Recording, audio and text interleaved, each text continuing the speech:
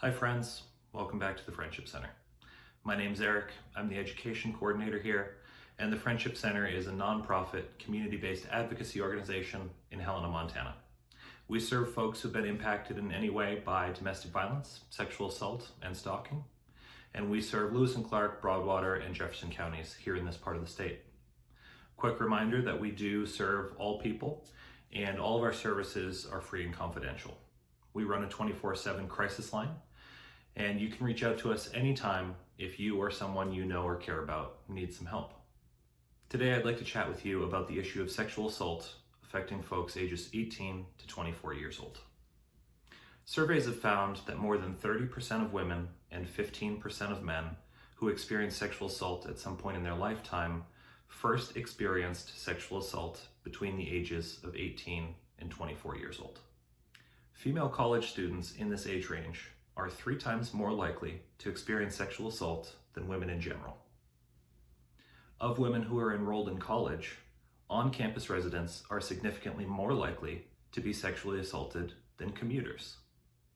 What is it that's causing these significantly higher rates of sexual assault victimization for women who are enrolled in college, and specifically for women who live on campus during their college years?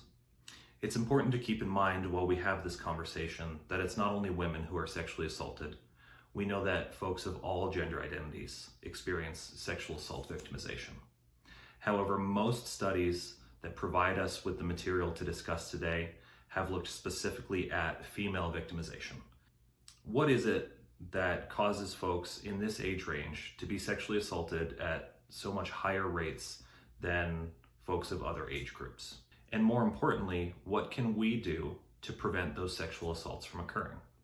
Hi folks, Eric here from the future, jumping in to make sure that we're clear on the fact that there are a lot of contributing factors to why folks going to college and living on or near campus may be at high risk of sexual assault victimization. Especially in the first semester a student spends at college, they are experiencing a lot of new things. They're away from home, away from their parents or their caregivers. They're not around their long-term friends anymore or folks who've been a part of their life and have been looking out for them for years. There's always a desire of folks to make memories, to experiment, to try new things, and that often aligns with the college project of a lot of these folks. The first semester at college is often referred to as the red zone in advocacy spaces because we recognize that a lot of sexual assaults that happen on or near a college campus happen to freshmen who are away from home on college campuses for the first time during that fall of their freshman year. Let's get back to the video.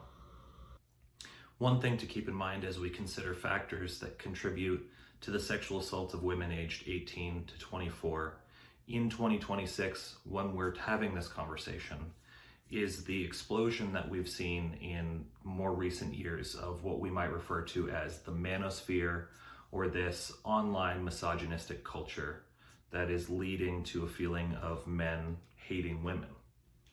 We can think of the manosphere, or this online misogyny, as a reaction to the empowerment of women, especially young women, in recent decades. In 2026, we can recognize that young women have far more opportunities professionally and in their family lives than their mothers or their grandmothers did when they were of the same age.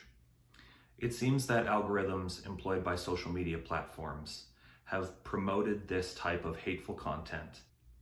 This misogynistic content that's become increasingly available and visible to young men has been linked to those young men holding dehumanizing views of women and of folks of other gender identities different than their own. We should certainly consider this as one of the contributing factors to why young women ages 18 to 24 are experiencing such high rates of sexual assault victimization. When researching the issue, the question of why are women in this age group at such significant risk for sexual assault victimization, I came upon the book Sexual Citizens by Jennifer Hirsch and Seamus Khan. And this book proved to be a lifeline for me in determining what are the contributing factors to what's happening in and around college campuses. How do college students of all gender identities feel about what's happening in their communities, and what is it that campus folks, as well as those of us in the community at large, can do to not only support survivors of sexual assault, but also to prevent young people from experiencing these types of assaults in the first place. In their book, the authors use 3 terms to help us understand what's going on contributing to sexual assault in and around college campuses. Those terms are sexual projects, sexual citizenship, and sexual geography. And I'd like to use those terms to have a conversation about what we can do as community members to work towards the prevention of sexual assault on and around college campuses. Before we do that, however, I think it's important to chat about what are the more traditional means of prevention work that's happening for college students.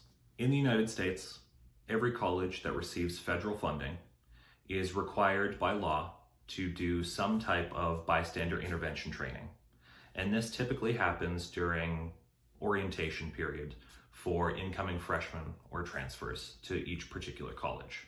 During this period of onboarding, when a college freshman or a transfer student is starting at the university of their choice, this includes things like education about safe alcohol consumption. It includes education about what consent means and how to practice consent.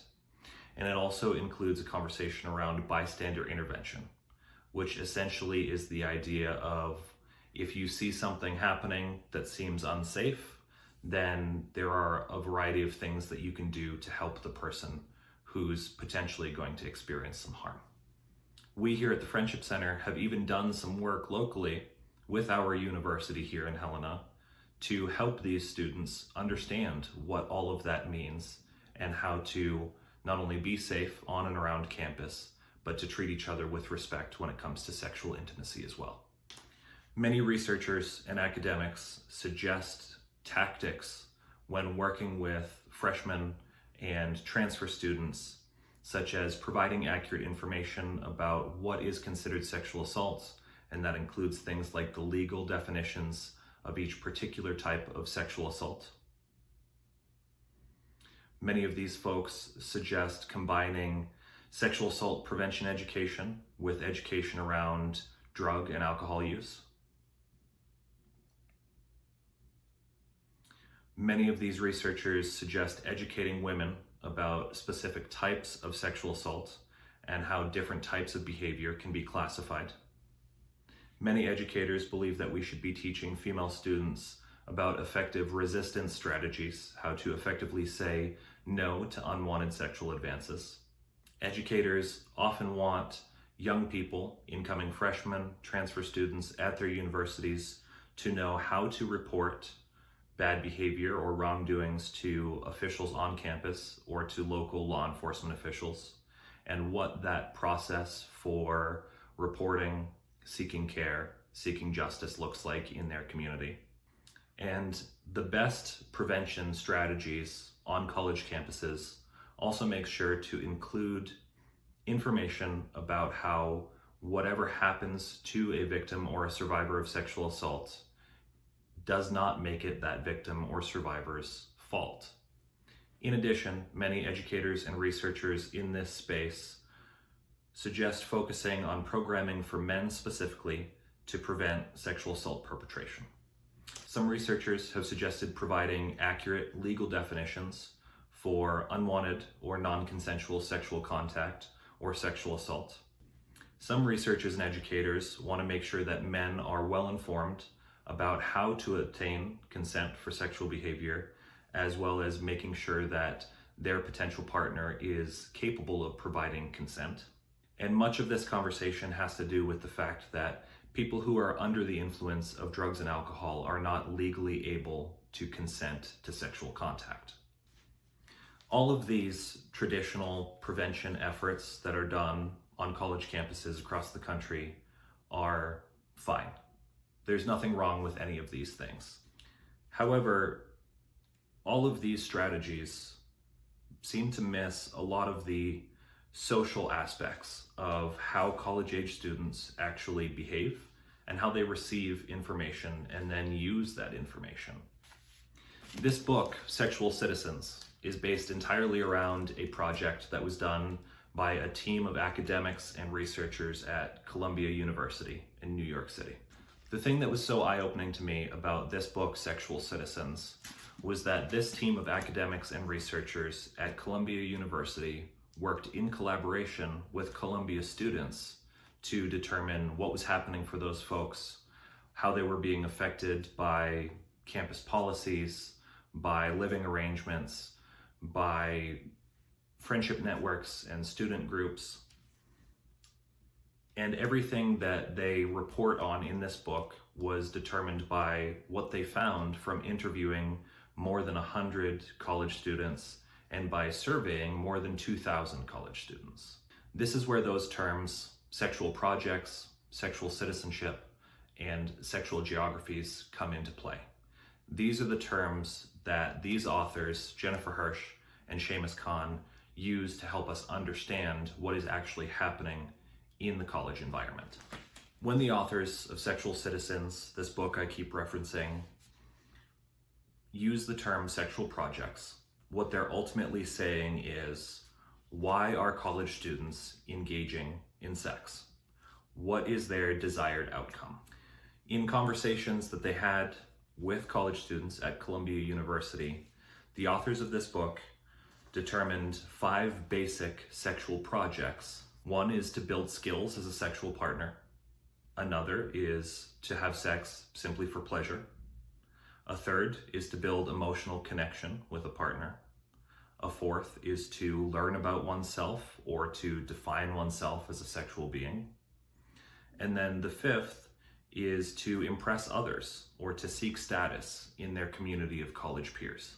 For us as educators and adults, it can seem mysterious why college-aged folks behave in certain ways when it comes to intimacy or romance.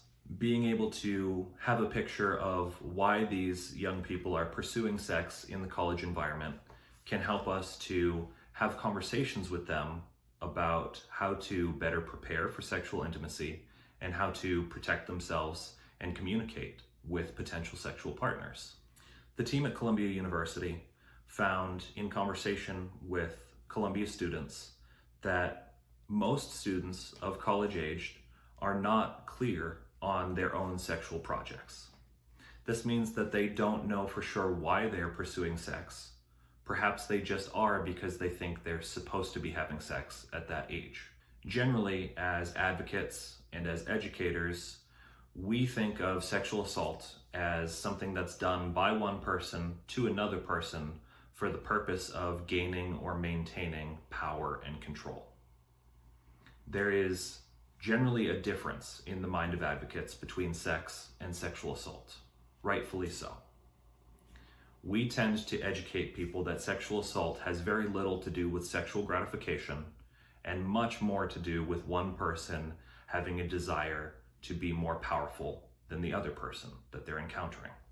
As advocates, we use a victim-centered approach in providing services. That means that we allow someone who is involved in an encounter to decide for themselves whether an assault occurred and whether they experienced harm from that encounter. The researchers at Columbia University, however, found that for most of the students they talked with, there was not a clear delineation between sexual assault and bad sex.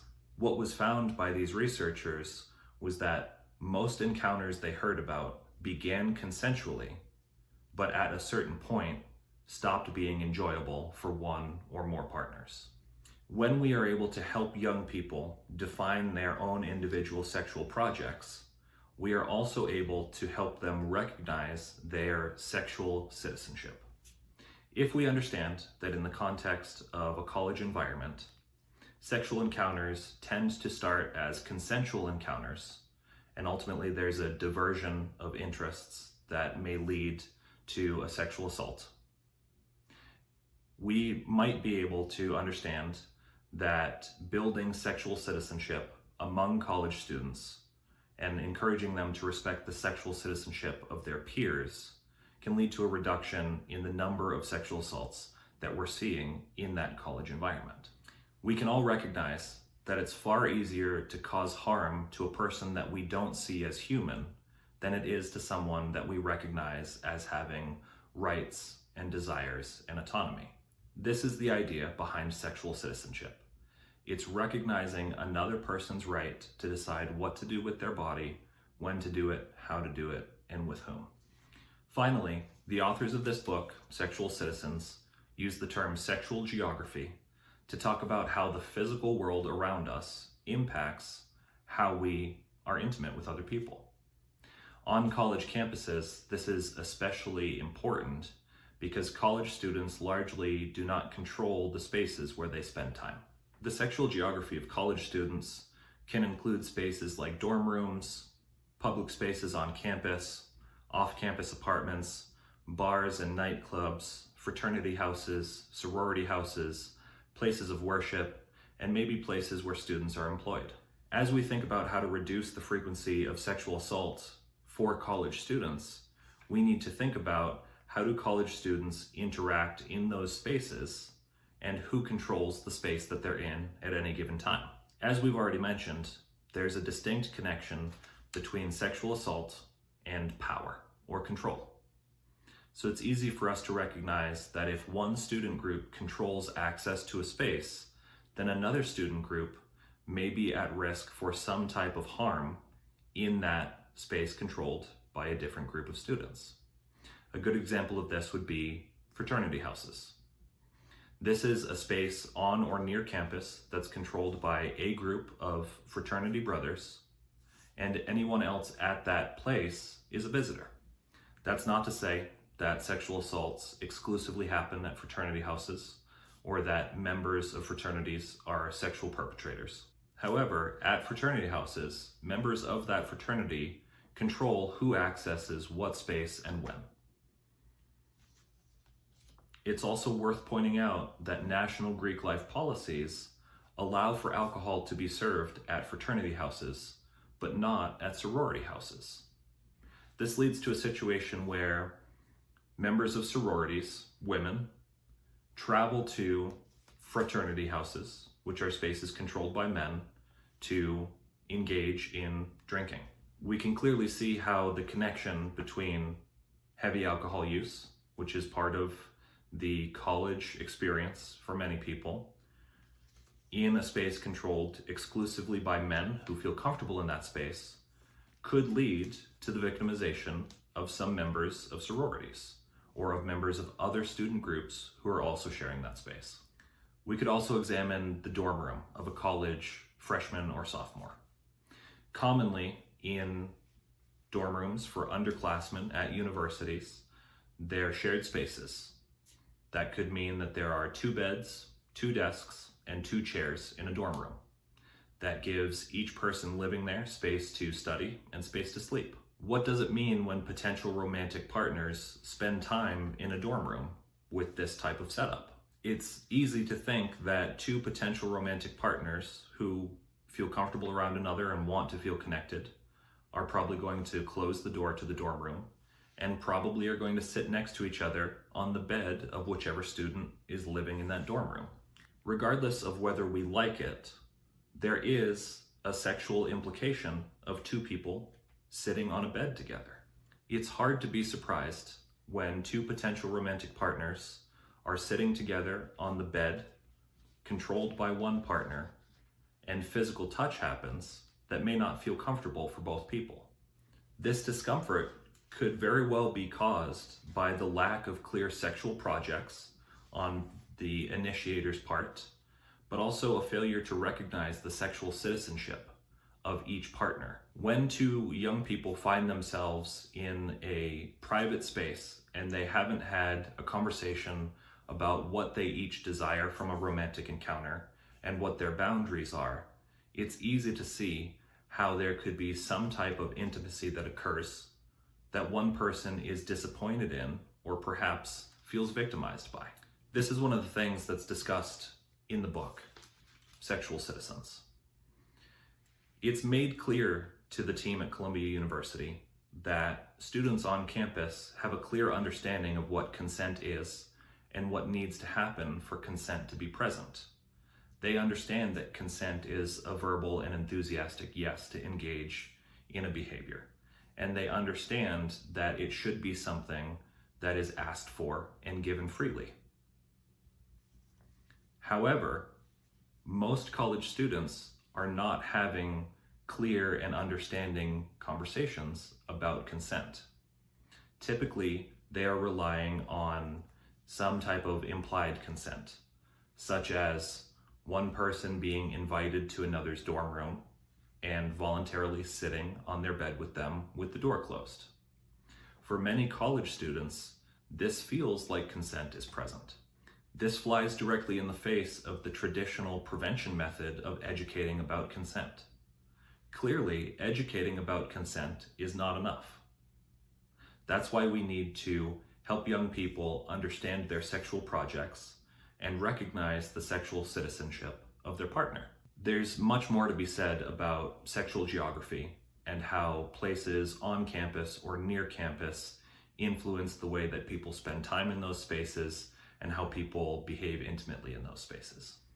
It's up to people on those college campuses, educators, administrators, counselors, to determine what is happening in those spaces, who is experiencing harm in those spaces, how does power and privilege impact how people experience those spaces.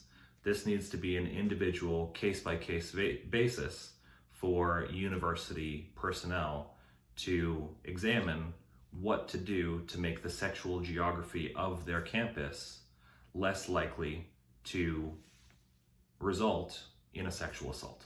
One of the important aspects of this discussion around sexual geography also is the idea of privilege leading to a particular student or group of students controlling or feeling more comfortable in spaces. The question becomes, how is any particular space experienced by students of a racial minority or folks that are part of the LGBTQ plus community? How do people who hold little power in the college environment experience a space, and how much does that increase the risk that they will be the one to experience a harmful event or a sexual assault? One of the things that needs to be done by universities and colleges is centering the voices of marginalized groups in determining how to use any particular space on campus. As for those of us who don't work on a college campus, what can we do to prevent sexual assault in this environment?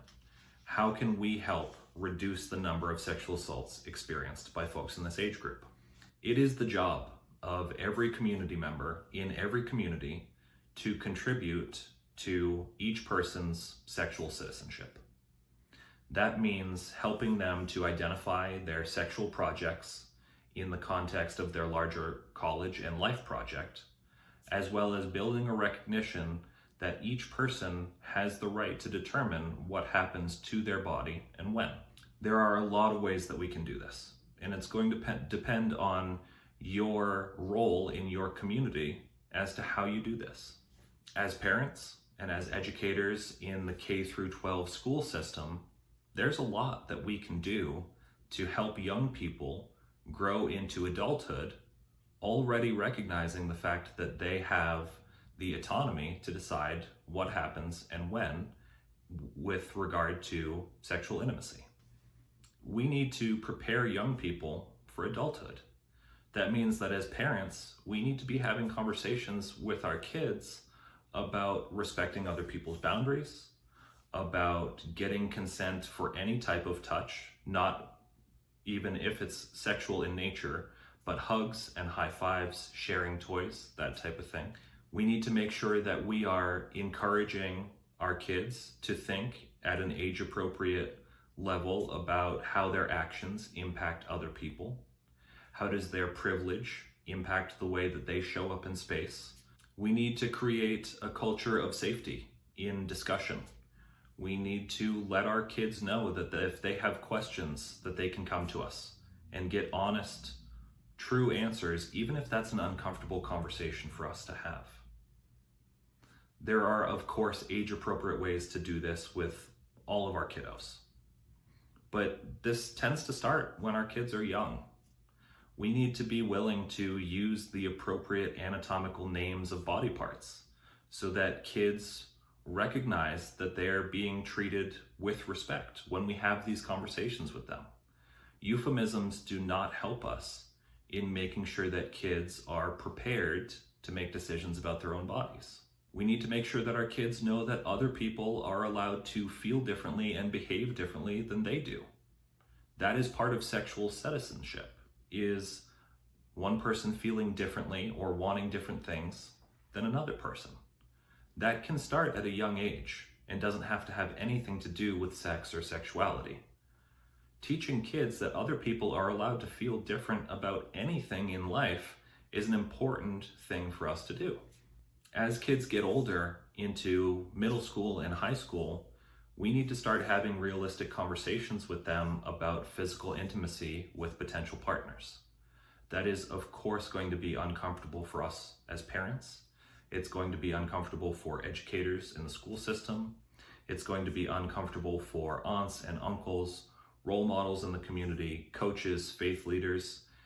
That's not something we wish we had to do as adults in the life of young people, because it's uncomfortable.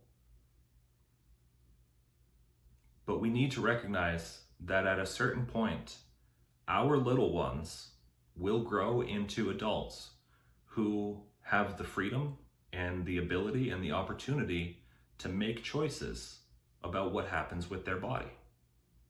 We need to do everything in our power to prepare them to make choices that feel safe to them. And we need to make sure that we're building a culture in our homes and in our communities where if someone experiences something that didn't feel good or didn't feel safe to them, they can come talk to us about it and get the support that they need. Most parents at a certain point will have a conversation with their kids about how underage drinking is not appropriate and not safe. That's absolutely fair. At the same time though, most parents will probably let their kids know that if they do choose to drink, if they do choose to break the rules, we would rather they call us and have us come get them and make sure they're safe than getting behind the wheel of a car and driving while intoxicated, or getting in a car with a friend who's intoxicated. Because at the end of the day, we might be disappointed in the choices that our young people make, but we do want them to be safe. We need to do the same thing with conversations around sexual intimacy. In Sexual Citizens, the authors refer to a study done in 2017 that makes it clear that across the political spectrum, parents are in favor of comprehensive sexual education in the public school system. Research has also shown that female college students who receive comprehensive sex education before going to college are only half as likely to experience sexual assault. Anything we can do that reduces the likelihood that a person will experience harm by half is hugely important that we take seriously and make sure that happens. Regardless of our views on morality and sexuality and religion and all of those pieces of our identity that make us who we are, we need to recognize that comprehensive sex education with accurate information is better for our young people than forcing them to go seeking answers from some source that is largely inaccurate and that we can't control. It is extremely common for young people to admit that most of what they learn about sexual intimacy, they learn online. That could be in the form of pornography, or that could be in the form of other people having conversations with them that we're not aware of. Those people could be telling them things that are true or not. The pornography they view absolutely probably is not representative of healthy sexual relationships. Our choice either is to provide our young people with good, safe, healthy, and accurate information, or they will be forced to go find answers to their questions somewhere else. We also have the opportunity as community members to use everyday moments as opportunities for learning for our young people. Regardless of whatever type of sex education they're receiving in school, there are lots of moments where we can take a pause and have a conversation with our kids or our nieces and nephews or people in other groups that we're involved in about what's going on in any particular situation. Academics will often use the term sexual socialization. This means what are the informal messages that kids are receiving about how to be a man, how to be a woman, how to be a sexual being. There are lots of ways we can take opportunities to discuss masculinity, femininity, queerness, and bodily autonomy with young people, regardless of how old they are. There are also lots of opportunities we can take with regards to media. There are lots of things that we watch or read or consume that can be used for teaching lessons to our young folks. Talk with your kids or kids you spend time around about what they're watching. What are the relationships like in the cartoon or the show or the movie that they're watching? What are the lessons that they're learning from that content? How are people in that show or that cartoon treating each other? Is one person respecting the boundaries of the other person? Take the opportunities to talk with young people you spend time around about things that you think are important for them to know that will prepare them to be a self-sufficient human being once they reach age 18 and go off to college or enter the workforce. With regard specifically to college students, if there are folks who haven't received comprehensive sex education during their public school career, college campuses certainly could offer some type of remedial education in that arena. It's common for college students to enter college and struggle with writing or math skills. And colleges then offer classes that help them to build writing or math skills. Educators don't simply say, do better, write better. They say, maybe we need to go back a step and build some foundational skills so that you can do better at this level. The same is true of sex education. It would not be a huge lift for colleges to offer some type of optional, online remedial sex education to make sure that college students are accurately informed about what healthy sexual relationships look like. Finally, one of the suggestions made by the authors of Sexual Citizens is that colleges focus more on a restorative justice approach when there has been a sexual assault, instead of the punitive process that often plays out when there's some type of assault that occurs. Restorative justice essentially is the idea of placing the person who's experienced harm at the center of generating ideas for solutions. Restorative justice really focuses more on someone who caused harm acknowledging what they did and that it was not okay than it does on punishing an offender. In the system that exists on most college campuses, when an assault takes place and the person who experienced the assault reports it to an authority figure, the offender and the victim are forced into an adversarial process where they both have to compete to get what they want out of the process. They have to advocate for themselves. Sometimes that's the right approach, but it's not always. One thing that we know as advocates is that justice looks different for every victim. Restorative justice is an opportunity for us to ask someone who's experienced harm what will help them recover. How can we support them in healing from what happened? For a lot of victims of sexual assault, that may simply be the acknowledgement of the person who caused them harm that what they did was not okay. And then we can offer opportunities for that person who caused the harm to learn about why it was not okay, how to not do it again in the future, how to be a participant in their community that does not go around causing harm. Ultimately, what we're trying to do with restorative justice is teach people how to do better.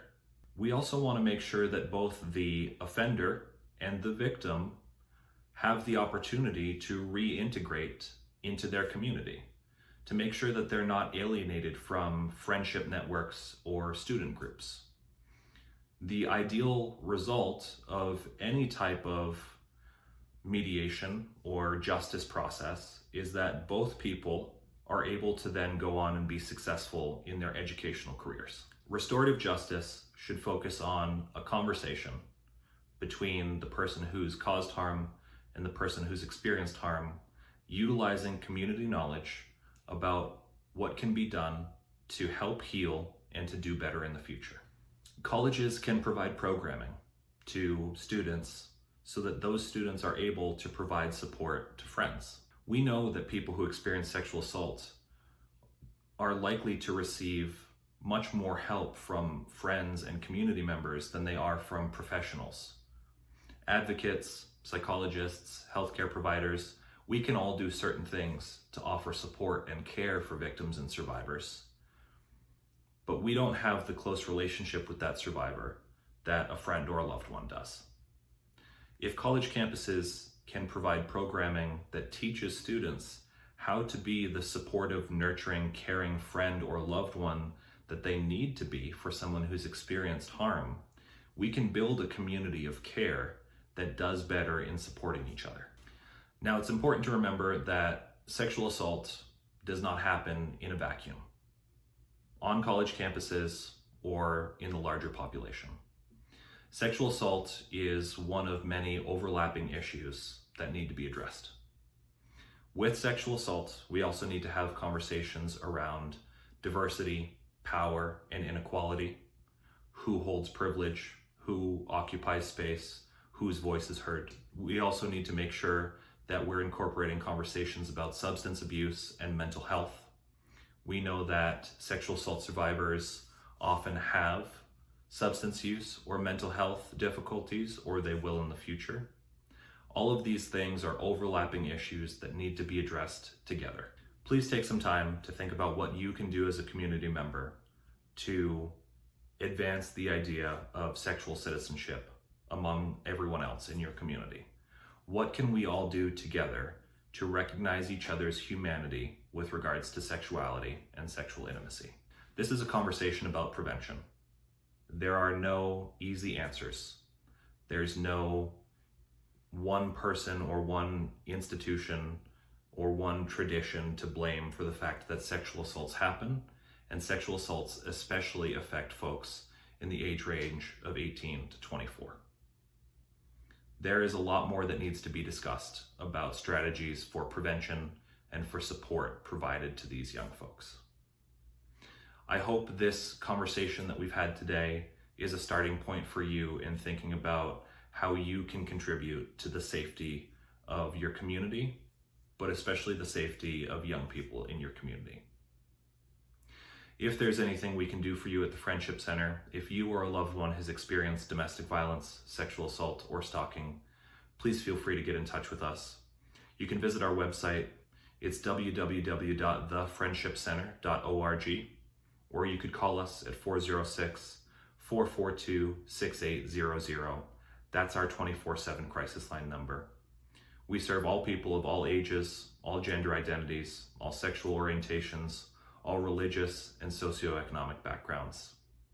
We exist because we want to help people be safe, and we want to help people recover from experiences they've had in the past. From all of us here at the Friendship Center, I hope you found value in this, and I hope that you're safe and well.